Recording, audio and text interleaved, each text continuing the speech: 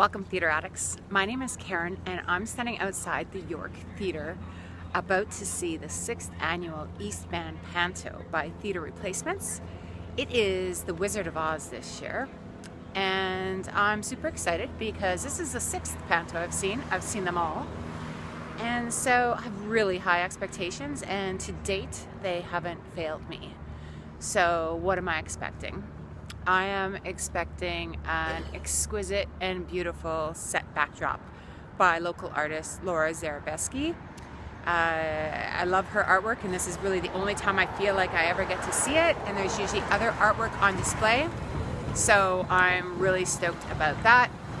And transit behind me.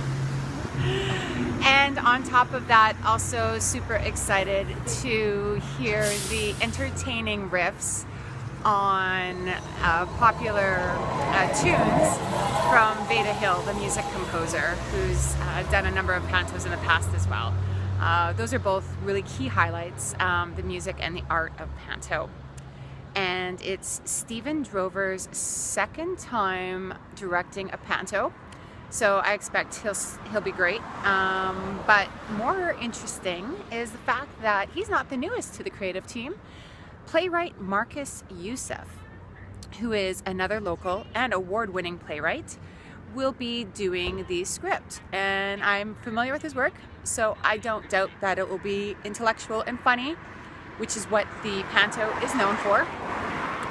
And it is a panto, so don't get me wrong, this is all about the kids. There'll be plenty of opportunities for them to boo and scream, "Look behind you," and "Oh no it isn't," and all those other fun panto thoughts and screams. However, I have to admit, I've never brought a child to the panto. They all love it, but so do adults, and that's why I'm going. To me, what the East Van Panto is so great for is the fact that it's for adults and kids alike.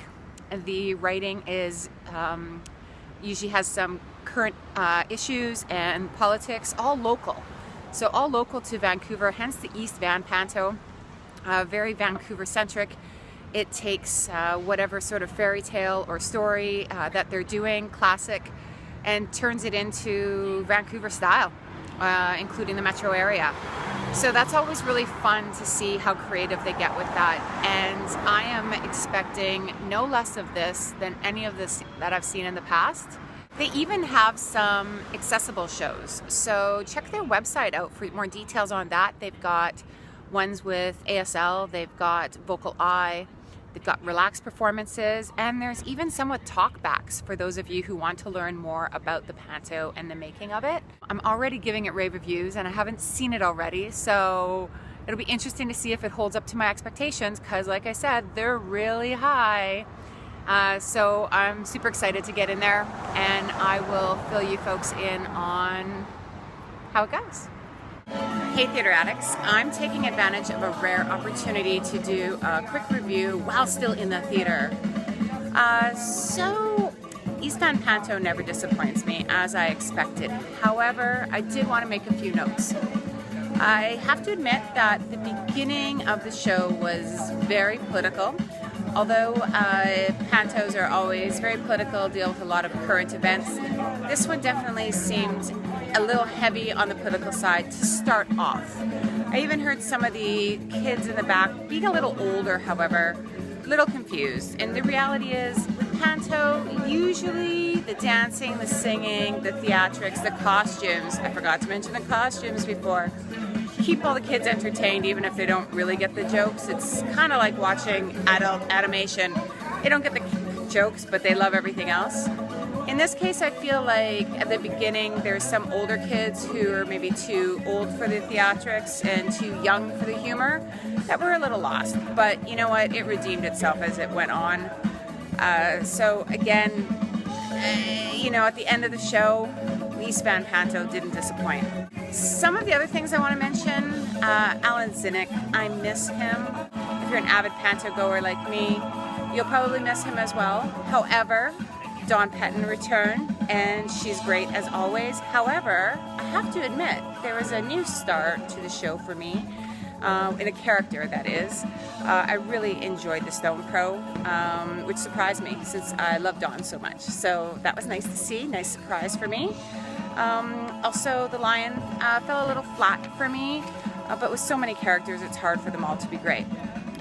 And Christine Quintra, I'm not sure if I said her name right, but she was amazing. Lead character, so great. And the other thing I forgot to mention, I mentioned that the Panto's for kids, and it absolutely is. And there's always young performers as well, and they're always fun to see. So don't want to shortchange that at all. Some of my other favorite things, they sang in multiple languages, which was so super and so unique. In addition to the costumes, which I forgot to mention, is the choreography. The Panto wouldn't be the same without it, so I don't want to miss mentioning that. And another one of my favorite things was the chickens. Come see it, you'll see. One question I've always kind of had about the East Van Panto is, what if someone's not from Vancouver? Will they get it?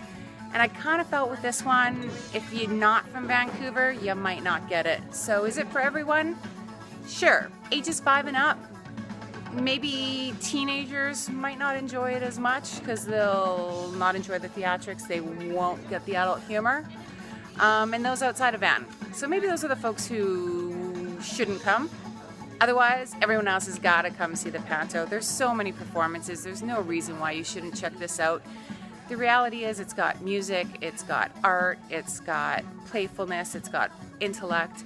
It is everything that you need, and it's just a fun, good time. So go check it out, Vancouver. And if you don't like it, let me know below. And if you do dig it, or if you aren't from Vancouver and you saw it and you still got it, let me know. Let us all know. So please put your comments below. And do check back on the website regularly for reviews and upcoming shows. Thanks, Theater Addicts.